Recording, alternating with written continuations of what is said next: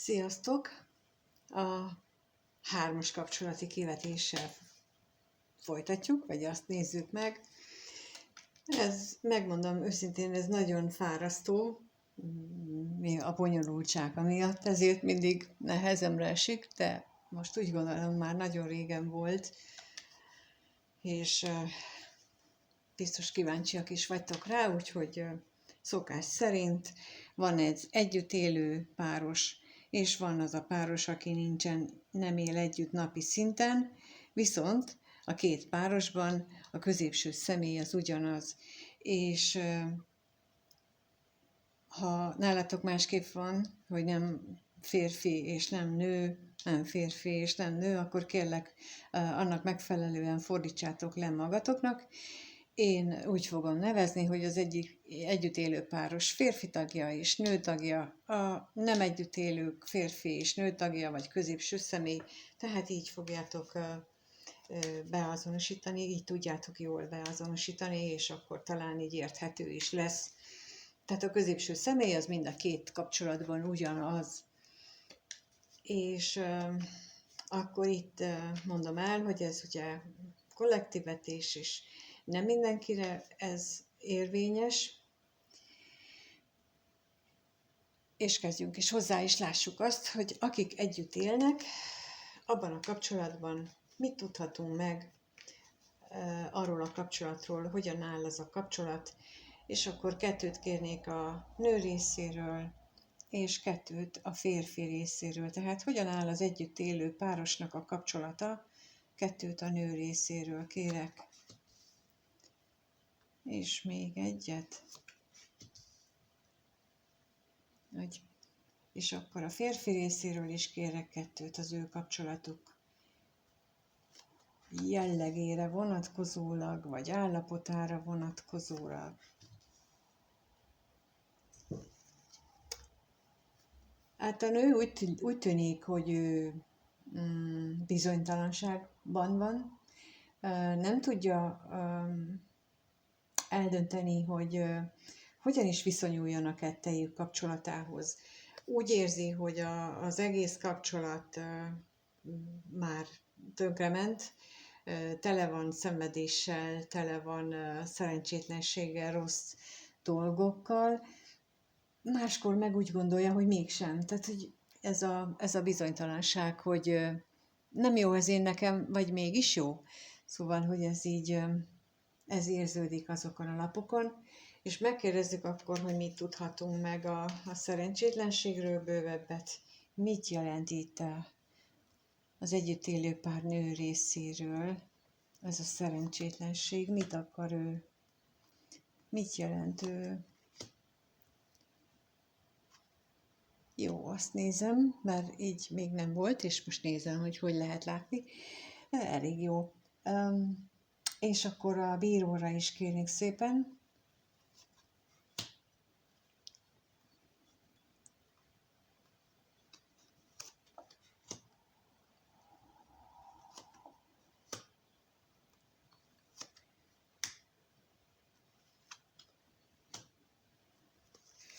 Hát ez nagyon érdekes. Tehát, hogy ő úgy éli meg, hogy az ő kapcsolatuk az már egy nagyon szomorú, amit az előbb is mondtam. Tehát, hogy ez egy szerencsétlen, nem túl jó kapcsolat. Ugyanakkor féltékeny is, fél is attól, hogy ez a kapcsolatból kiveszett a szerelem, vagy kiveszik a szerelem, vagy kivesznek az érzések. Fél attól, hogy bevallja, vagy igen, tehát hogy bevallja azt magának, hogy ő esetleg jobban érzi már magát egyedül, mint ebben a kapcsolatban. Fél mindettől tulajdonképpen, és ez okozza azt a bizonytalanságot is. Tehát érzi ő azt, hogy ez a kapcsolat sok negatívumot tartalmaz, ő is így éli meg, de mégsem tudja, hogy mit csináljon, mert nagyon bizonytalan tényleg, nem tudja eldönteni. Ugyanakkor a középső személy meg úgy éli meg ezt a kapcsolatot, hogy ők megállapodtak, hogy ez a kapcsolat van. és ő ehhez tartja magát. És akkor megkérdezzük, hogy mit jelent itt a levél. Ez egy szerződés, egy ígéret, egy fogadalom, vagy mi ez itten? Ez a levélre kérnék szépen, hogy mi ez.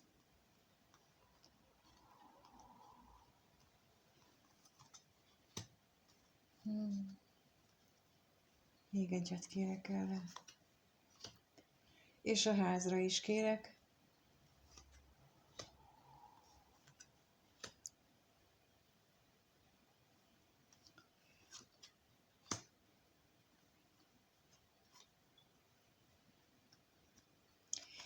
Úgy tűnik, hogy ez, amit mondtam, tehát, hogy volt itt egy ígéret, egy eskü, egy fogadalom, akár hivatalos, vagy akár csak így félhivatalosan, vagy hát egymás között tett megállapodás, de ez úgy,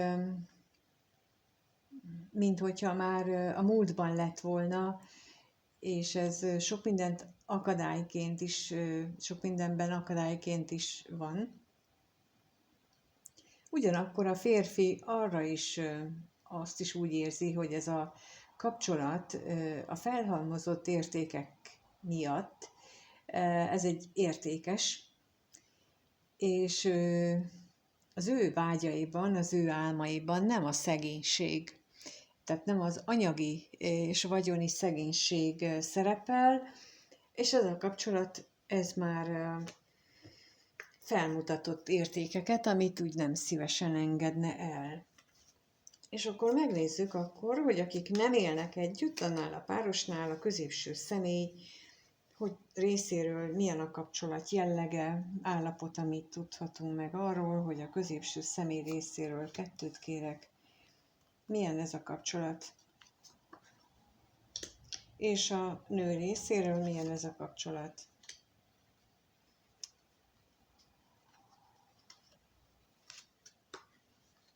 Na, itt lesz majd. Hát, szó-szó. Azért valamennyire látszik. Tehát a középső személy részéről ő úgy gondolja, hogy ez a kapcsolat, ez viszonylag stabil, sőt, stabilabb, mint volt. Úgy tűnik, hogy ő úgy érzi, hogy ez kezd így meghízni, meg alapozódni valahogy. De az is lehet, hogy mondjuk kezdi magát bennem otthon érezni, de akkor megkérdezzük, hogy melyik és hogyan lehet ezt értelmezni. Az utazásra kérnék szépen.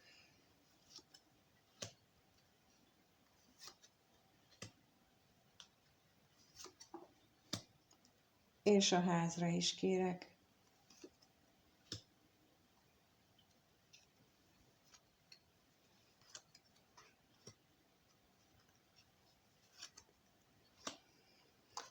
Egyes esetekben, ahol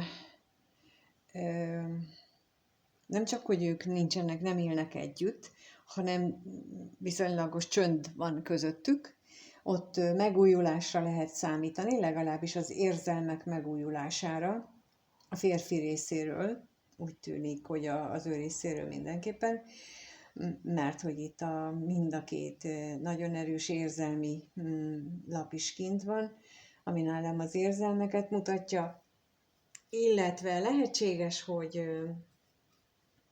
ő úgy gondolja, és bármi meglepő, hogy van neki egy stabil kapcsolata, amit nem szívesen áldozna fel, de a másik kapcsolatban meg nem utasítaná el a gyermeket sem. És itt lehetséges, mert itt is kijött megint az ígéretnek a lapja, és hogy én azt így úgy értelmezem, hogy itt arra úgy gondolja a férfi, hogy itt is tett valamiféle ígéretet, de az nem annyira kötelező érvényű, mint a másik helyen.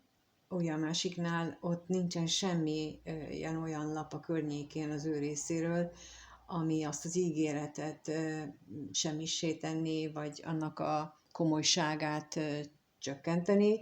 Itt viszont ott van mindjárt a veszteség előtte, tehát, hogy itt voltak múltban olyan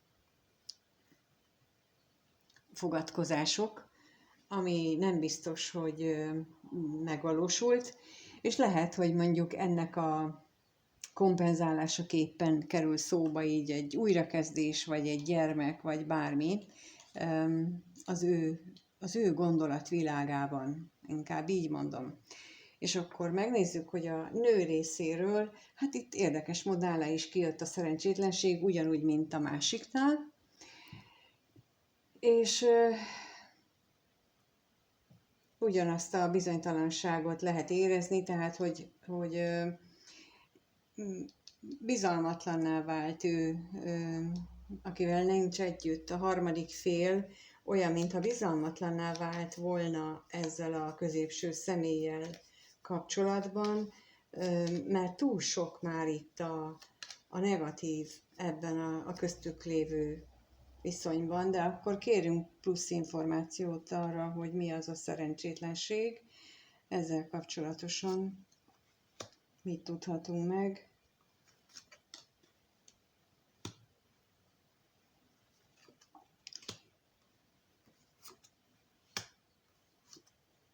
Hát bizony, itt azt mutatják a lapok, hogy elég vissza lett fogva ez a kapcsolat az elmúlt időszakban. Emiatt aztán voltak viták is, elég durva viták, lehetséges, hogy némely esetben hazugságok is voltak, amik aztán végül valahogy kompenzálásra kerültek, tehát hogy vagy kiderült, hogy nem egészen olyan nagy hazugság, mint elsőre látszott, de az is lehet, hogy egy kicsi ferdítés volt csak, és alapban is már csak olyan volt. Szóval, hogy a harmadik fél, ő így éli ezt meg, és az örvendezésre is kérek még az ő részéről.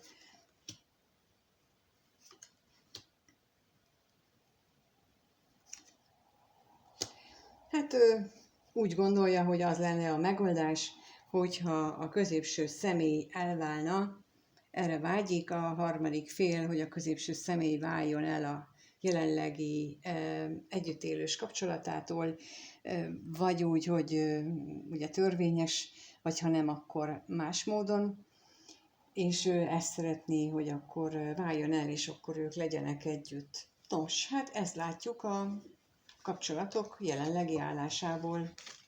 Na de megnézzük akkor, hogy hogyan gondolnak egymásra ezek a felek, a párok, hogyan vannak gondolatszinten, hogyan gondolnak egymásra. Nagyon érdekes tud lenni ez a hogyan gondolnak egymásra, mert sok mindent elárul. Például azt, hogy tisztelik-e még egymást. Ha nincs tisztelet a másik fél iránt, akkor felvetődik a kérdés, hogy minek is van a kapcsolat. Tehát tisztelet nélkül, hogy lehet egy kapcsolatban élni. Na de megnézzük akkor, hogy mit gondol a középső szeméről az együtt élő nő, a vele együtt élő nő. Mit gondol a középső szeméről? Kettőt kérnék szépen. Mit gondol? És mit gondol a középső személy a vele együtt élő nőről?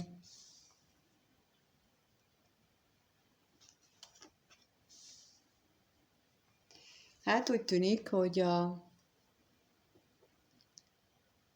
középső személyről a nő, a vele élő társa azt gondolja, hogy újabban szomorú lett, újabban nem nagyon lehet vele mókázni, nem túl kellemes partner, vagy pedig tudja a harmadik félnek a létezését, és akkor azt gondolja, hogy az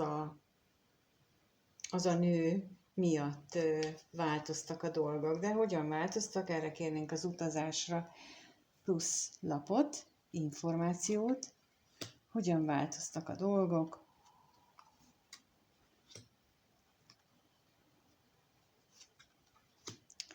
És a Szomorúságra is kérek.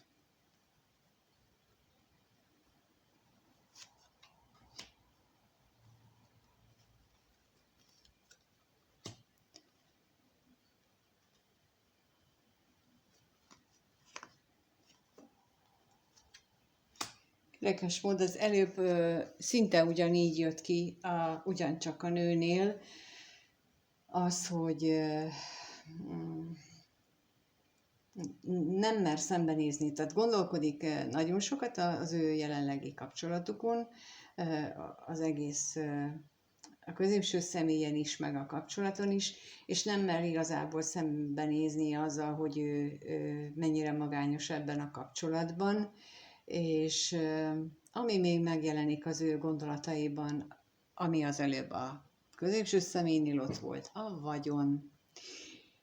A vagyon, ami, és az ígéret. Tehát, hogy így nagyon, úgy látszik, hogy ők nagyon is hasonló rugóra jár a gondolkodásuk, vagy már erről beszéltek, egyes esetekben ez is lehetséges, hogy ők már ezt megbeszélték, hogy ezt kár volna borítani, kár volna ezt mind elhagyni.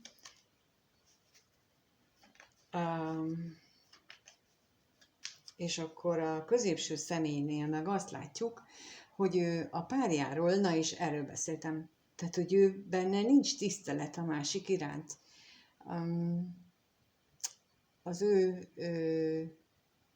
Tehát ő úgy tekint a vele együtt élő társára, hogy az féltékeny, hogy az ellenség, hogy amellett nem lehet jól meglenni, és ez a tisztelet hiányzik belőle. És akkor rákérdeznék még erre az ellenségre, hogy erről mit tudhatunk még meg.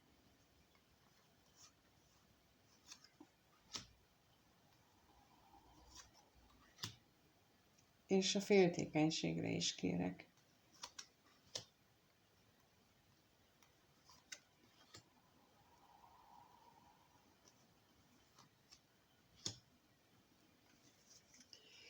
Hát nincsen ebben tehát a középső személy úgy gondolja a párjáról, hogy nincs benne semmi spontaneitás, nincs benne semmi örömteli, igazából a féltékenységével, a félelmeivel, azokkal állandóan úgymond sabban tartja őt, tehát de azért mégis van benne kicsi remény, hogy nem marad ez így örökké. Ilyen reménykedik abban, hogy össze lehet ebből még valamit ütni, vagy kovácsolni ebből az egészből. Nem tudom. Ezek alapján mindkét fél nagyon negatívan éli meg a másikat, vagy gondol a másikra. Mind a ketten, de főleg a középső személy a párjával kapcsolatosan ő nagyon negatív. Ő igazából úgy látom, hogy csak az ígéret és a vagyon az, ami itt tartja. És mindenki elfelejti, hogy nem viszünk magunkkal semmit. Tehát a vagyon ott addig ér valamit, amíg él az ember. És abban a pillanatban, hogy másik létformába átmegyünk, onnantól kezdve ez a vagyon, ez semmi. És utána már csak a lélek számít. Na, ez volt az én tapasztalásom az olyan emberekkel, akiket elkísértem itt ezen az úton, hogy ott döbbentek rá arra, hogy a lélek számít, és hogy az mennyire fontos volt. De itt akkor most megnézzük, hogy a másik kapcsolatban, akik nem élnek együtt, őnáluk mit lehet tudni egymásról, mit gondolnak ők egymásról. A középső személynek kérek 2 lapot, hogy mit gondol ő a harmadik félről, aki nem él együtt, tehát középső személy mit gondol a harmadik félről, és a harmadik fél a középső személyről. Hát a középső személy reméli, hogy szereti még őt, ez a harmadik fél, és a harmadik fél pedig vágyik arra, hogy beszéljenek. Tehát ő lehet, hogy nincsenek együtt, mert ugye az előbb már arra jött utalás, hogy nem biztos, hogy ők nagyon szoros kapcsolatban vannak pillanatnyilag, de hogy megvan közöttük az érzelmi harmónia, a kommunikáció vágy, kommunikációra való vágy, az biztos. Legalábbis most így tűnik, és akkor kérnék plusz információt az érzelmekre.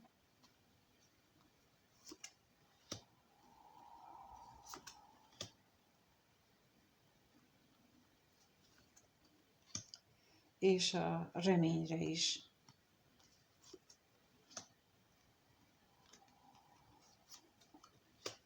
Hát a középső személy nek nagyon mély szomorúsága, szinte depresszióba hajló szomorúsága van emiatt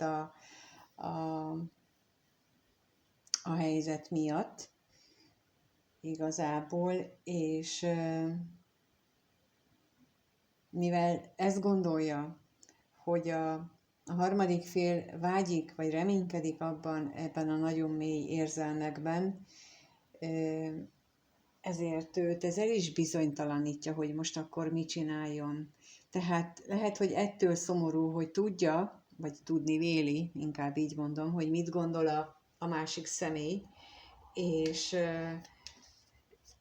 ő pedig tudja, hogy a jelenlegi kapcsolatában tervez, vagy ott akar továbbra is elköteleződni, és ez okoz benne nagyon nagy ellentmondásokat, és nagyon,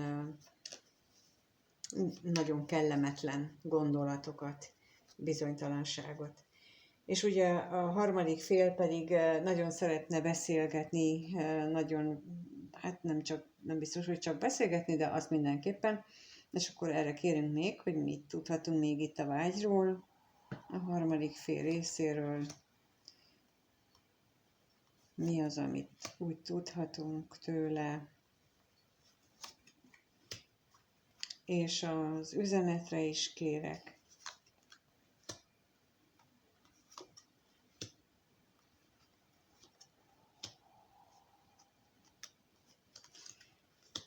Elképzelhető, hogy volt olyan helyzet, amikor nem úgy alakultak a találkozások, a könnyed szórakozás, ahogy azt ők szerették, vagy hát a harmadik személy szerette volna, és ez mondjuk ettől nem boldog, és nagyon szeretne, hogyha a kapcsolata, és itt megint erre jött ki utalás, ami az előbb ugye, hogy váljon el, az a vágya, hogy váljon el a középső személy, és itt megint az jött, hogy a vágyaiban, hogyha a középső személyre gondol, a férfira, akkor azt szeretné, hogy annak a kapcsolata az, hát az már legyen múlt idő. Tehát, hogy már szűnjön meg végre, múljon el, tűnjön el. Tehát, hogy itt a harmadik személynek eléggé határozott kívánsága van ezzel a középső személlyel. És méghozzá az a kívánsága, hogy legyenek együtt. Pont. És akkor megnézzük, hogy hogyan éreznek egymás iránt, mert ugye azt mondtam az előbb, hogy úgy látom, hogy az együtt élő páros, ők már a tiszteletet is nehezen tudják megadni egymásnak. Nem biztos, hogy a napi szinten, az ott lehet, de hogy belsőben, legbelül, mélyen, ott nehezen tudják már a tiszteletet is megadni, de meglátjuk, hogy hogyan éreznek egymás iránt. Tehát az együtt élő páros nő tagja hogyan érez a középső személy iránt, erre kérek 2 lapot. Mm.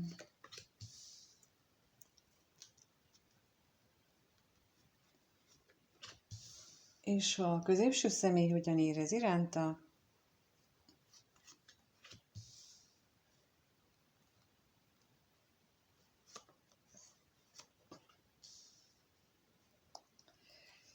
Hát úgy tűnik nekem, mintha itt az előbb ugye, vagy az első kérdésnél, a középső személynél jött ki, hogy itt azért volt egyfajta elköteleződés, és itt az érzéseknél pedig a nő részéről jött ki, hogy van itt egy ígéret, van itt egy fogadalom, és az ő érzései e körül járnak. De akkor megkérdezzük, hogy mit lehet tudni itt a levélről, milyen eskü, milyen fogadalom ez, mit tudhatunk meg róla. Mi ez?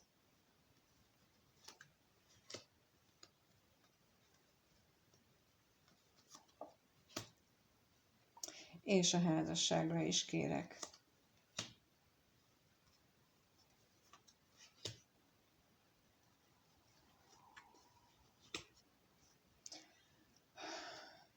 Hát ez alapján azt mondanám, hogy itt ez egy valódi házasságról van szó, ami kezdetben jól működött, és annak a fogadalma, annak a házassági fogadalom és házassági eskü az, amit ő érzésként magában őrizget. Lehetséges, hogy egyes esetekben vannak itt gyermekek, és emiatt ő szomorú, mármint amiatt, hogy a gyermekek szempontjából ez a kapcsolat oda jutott ahova, méghozzá nagyon szomorú. A középső személy viszont a együtt élő párjával kapcsolatosan olyan, minthogyha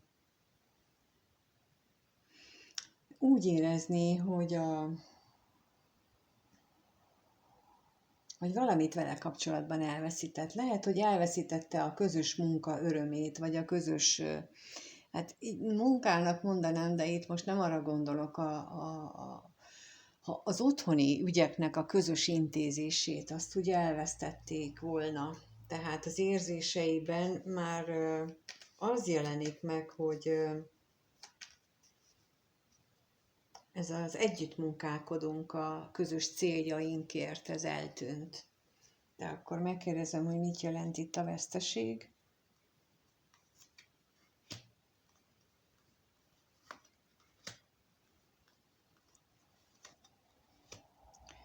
És a katonatiszt mit jelent?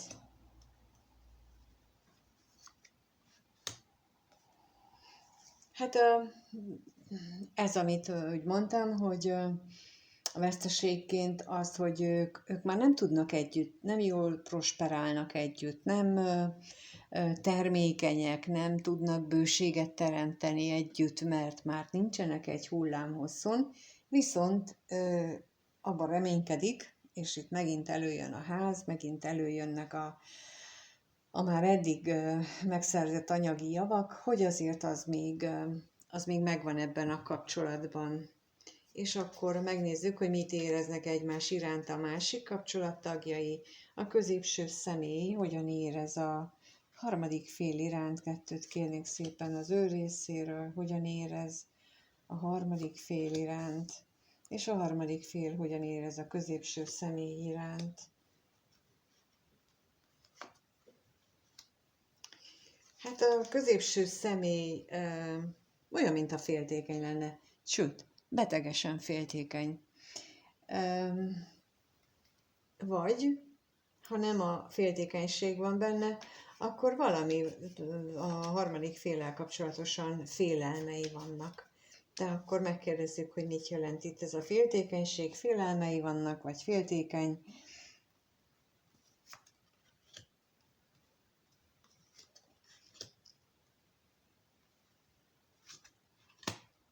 És a szomorús, vagy a betegség pedig, arra is kérek.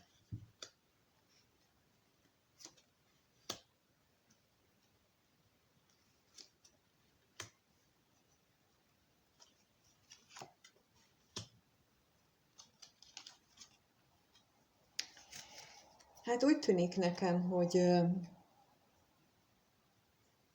tulajdonképpen félelmei vannak amiatt, hogy ha újra kapcsolódnának, vagy változtatnának a jelenlegi felálláson, akkor az ott milyen lenne a kommunikáció, az mennyire lenne szomorú, az hogyan változna meg az korábbiakhoz képest. Ezt támasztja alá itt a bíró is, hogy nem tudja eldönteni, hogy most mi lenne a jó, hogy például, ha végleg szakítanának, akkor valamelyik helyen, akkor az hogyan és milyen veszteséggel járna, azt a női fél, vagy itt a harmadik fél, vagy a másik, azt hogyan élné meg. Tehát ő neki így a harmadik féllel kapcsolatosan az előbb ugye kijött nála a szív, de mint a másik esetében, tehát hogy mit gondol a másikról, vagy a másikkal kapcsolatban, és ott nekem az jött, hogy azt gondolja, hogy a nő szereti őt, és nem azt, hogy ő benne van ez az elképesztően nagy szerelem, amit ott mutattak. És itt megint csak az érzéseinél, megint csak nem a nagyon mély szerelmet látom, itt sem, a harmadik fél felé sem. Tehát a meglévő kapcsolatában sem látszik ott igazi mély érzelem is, itt sem. És akkor a harmadik fél részéről pedig úgy látszik, hogy az ő érzéseit a másik kapcsolatnak a létezése foglalja le, hogy azzal mi van, és megkérdezzük, hogy akkor azzal mi van, tehát a házasságra kérnék szépen plusz információt, hogy akkor azzal mi van.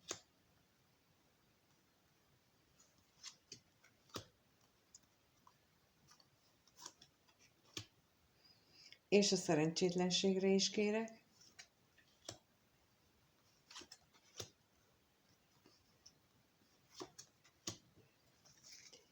Hát úgy tűnik nekem, hogy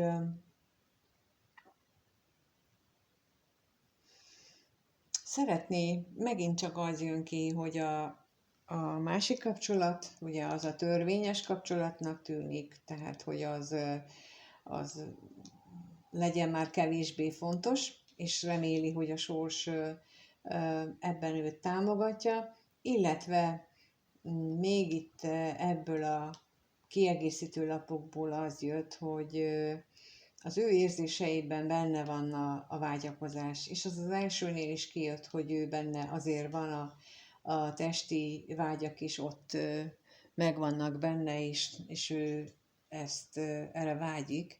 És nagyon érdekes, hogy itt hát az egész kirakásban csak vele kapcsolatosan jöttek ki ezek a fizikai vágyaknak a jelölője. Jó, hát akkor megnézzük, hogy hogyan fog alakulni ez a két kapcsolat a következő 1-2 hétben. Meglátjuk, hogy mit tudhatunk meg ezeknek a kapcsolatoknak a jövőjéről.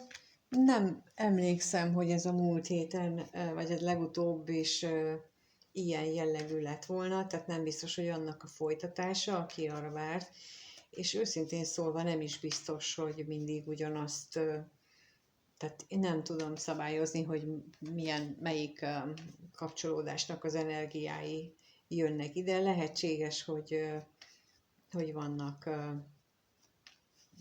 hogy időről időre változnak, vagy többen nézik meg, attól függően, hogy kik találnak rá, és akkor annak a kapcsolódásoknak, a hármas kapcsolódásoknak jön ide az energiája, de ezt én most úgy érzem, hogy ez nem az előzőnek a folytatása.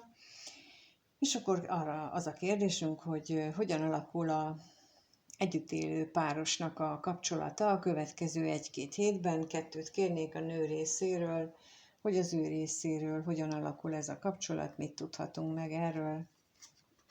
Hogyan alakul ez a kapcsolat a nő részéről, és hogyan alakul a férfi részéről.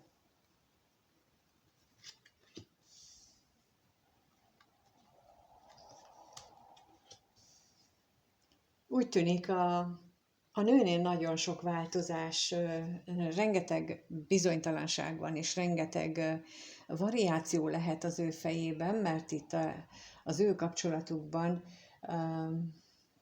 talán mindegyik kérdésnél kijött az utazás, tehát hogy itt gyors változások fognak történni most, vagy vannak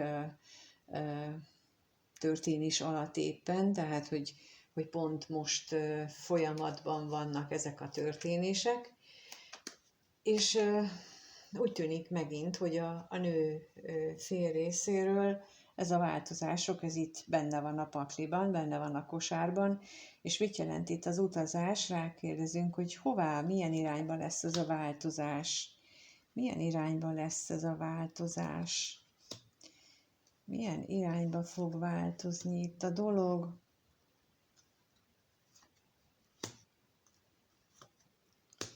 És a váratlan örömre is kérek.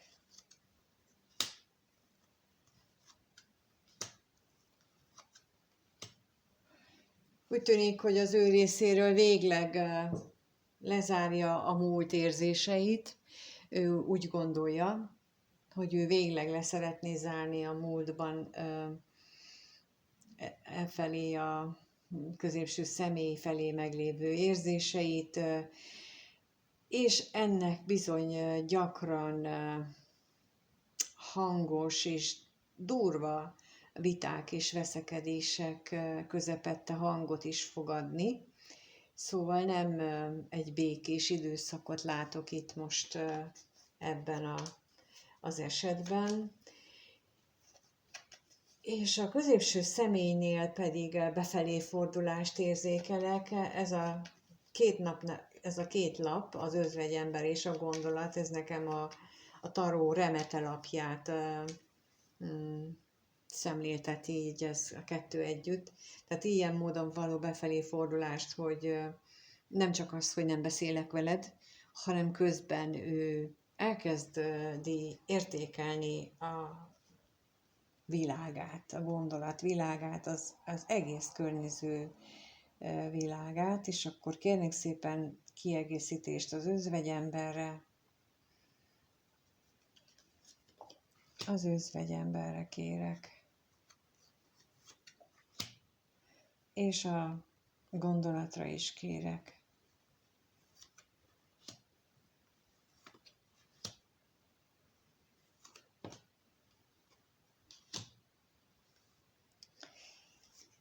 Igen, szóval az aggályok itt megint kijöttek benne, az, amit mondtam, hogy ő ígéretet tett, és hogy mi lesz akkor, viszont ez a befelé fordulás, ez nagyon mély lesz, és nagyon hosszú ideig eltart, vagy kitart ez a gondolat, vagy hát ez a belső merengő állapot. Ami még jött az, hogy egyes esetekben lehetséges, hogy ő ezt olyan módon tudja csak feldolgozni, hogy fizikai, testi betegsége is már jelentkezik ettől a helyzettől. Ez is lehetséges, hogy így a döntésképtelenségünknek nagyon gyakran következménye így a testi jelzése. Ugyanis valahogy úgy működik, hogy a felettes énünk, aki hát tudja, hogy nekünk mi a jó, és akit mi intuíciónak, vagy megérzésnek, vagy belső hangnak, ki minek nevez, aki egyébként a mi őrzőangyalunk, más megközelítésből, ő így tud jelezni nekünk, hogy a testnek a különböző pontján lévő fájdalmakkal, és bizony ennek minden test részünknek megvan a megfelelő kérdése, hogy melyik az a terület, ahol nekünk a lelkünkkel számvetést kellene csinálni, mert hogy ott döntési helyzetben vagyunk. Akkor is, ha mondjuk mi nem vesszük észre. De mondjuk itt azért elég nyilvánvaló, hogy ez a középső személynek döntenie kellene, és hogy ő nem érzi jól magát, nem becsüli már a társát, de a vagyon, de az ígéret, de a kötelesség az itt tartja. Még akkor is, hogyha mondjuk ebbe ő belebetegszik. És erre valók a gyógyszerek, hogy ezt nyomjuk már el magunkban, és ne figyeljünk a felettes énünkre, hanem beveszünk egy fájdalomcsillapítót, és akkor jól van.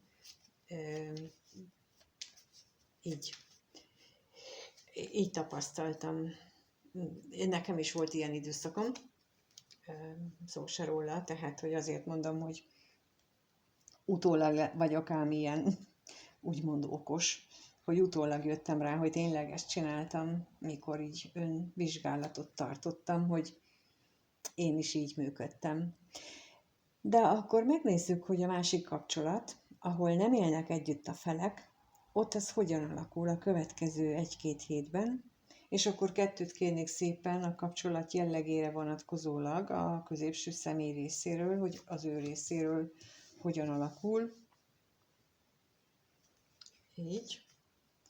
Ezt így sikerült fordítva felvennem, a paklit. De akkor hogyan alakul a középső személy részéről ez a kapcsolat, és a harmadik fél részéről hogyan alakul a kapcsolat.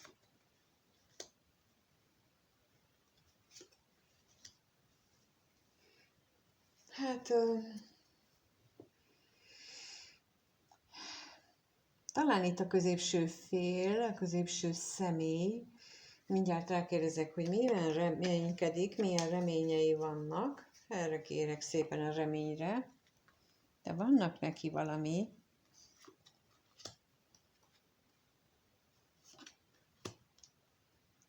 És a tolvajra is kérek.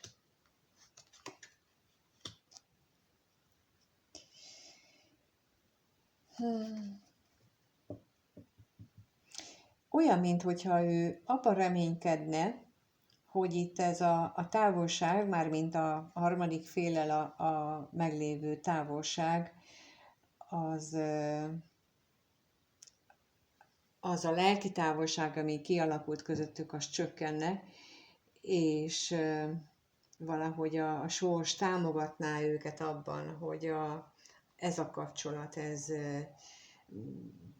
fejlődésnek, tehát pozitív változásnak induljon. Ugyanakkor pedig a harmadik félben vagy részéről úgy tűnik, hogy az a nagy szomorúság az valamennyire enyhül, de miért? Esetleg megkérdezzük a szomorúságra, mit tudhatunk meg, miért enyhül, vagy mitől enyhül ez a szomorúság itt.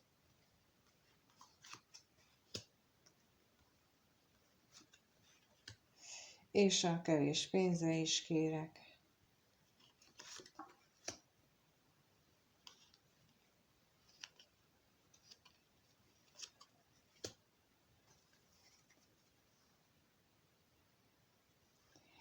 Hát lehetséges, hogy a viták, vagy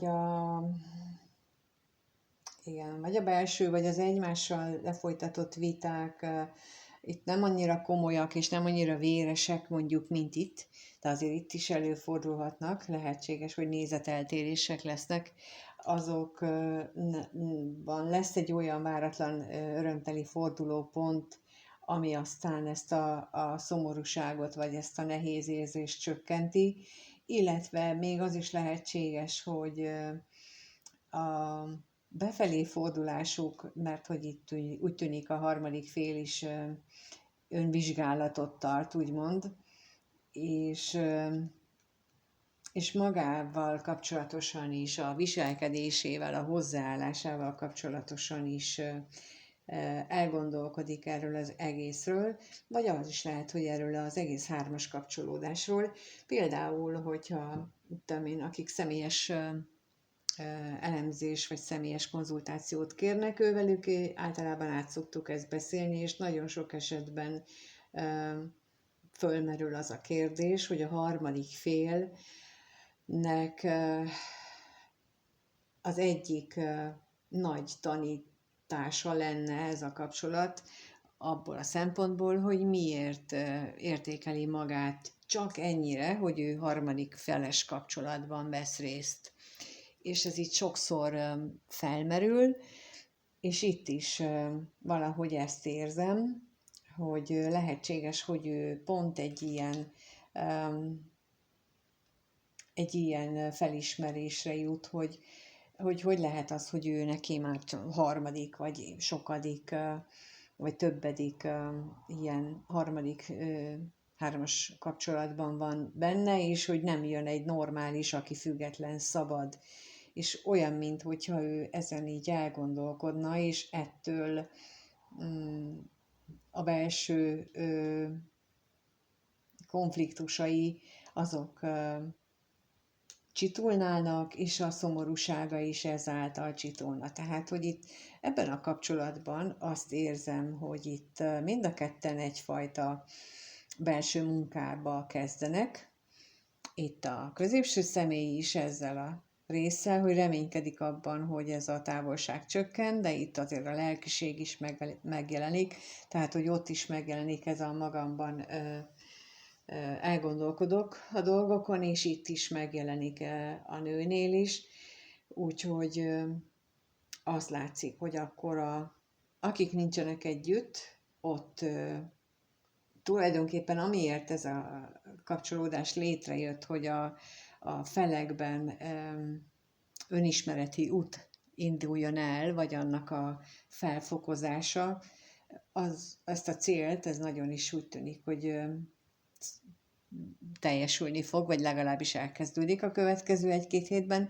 A másik résznél pedig ott is lenne, azt hiszem, amivel így lelkileg lehetne foglalkozni, bár ott nem ennyire nyilvánvaló, de mint ahogy már egy korábbinál mondtam, hogy ezek a kapcsolódások mindig azért jönnek létre, hogy valamit a felszínre hozzanak, és hogy így az arcába tolja úgymond a sors az embereknek, a résztvevőknek, az együtt élő párnál, a másiknál meg az, hogy mi az, amit ebből tanulni kell.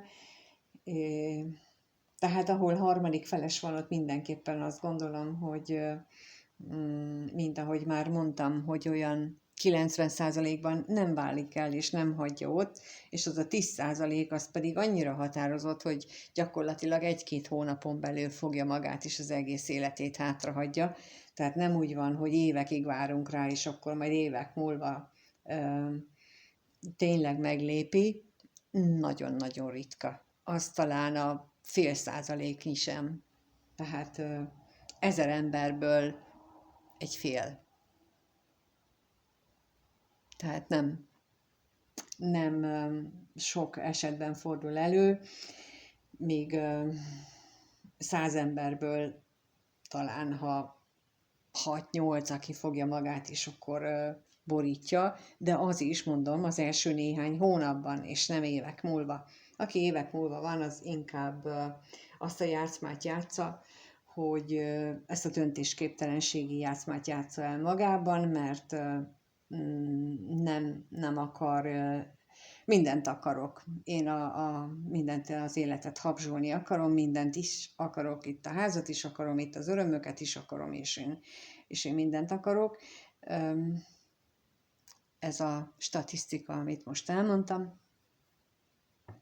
De ha te kíváncsi vagy a sajátodra, vagy még több ilyen statisztikára, vagy én azt, hogy mit láttam, vagy mit tapasztaltam, mit tanultam az életben, akkor kérhetsz egyéni konzultációt, és nagyon szívesen megosztom veled a tudásomat, megnézzük azt, hogy mire számíthatsz, és köszönöm szépen mindannyiótoknak, hogyha itt voltatok, és ezt a hosszút végignéztétek, és ez így, mivel sok szereplős, ezért így tényleg nagyon megterhelő is, nektek is szerintem, hogy tudjátok követni, akár megnézhetitek többször is, mert nehéz lekövetni, de köszönöm, hogyha tetszik és lájkoljátok, vagy megírjátok, hogy hogyan legyen, vagy milyen ötletetek lenne. Szóval bármit, ilyen véleményt kommentben megírhatjátok, és én azt mindig elolvasom, és nagyon hálás vagyok érte. Aki még nem iratkozott fel, azt kérem, hogy iratkozzon fel, és minden jótoknak minden jót kívánok. Sziasztok!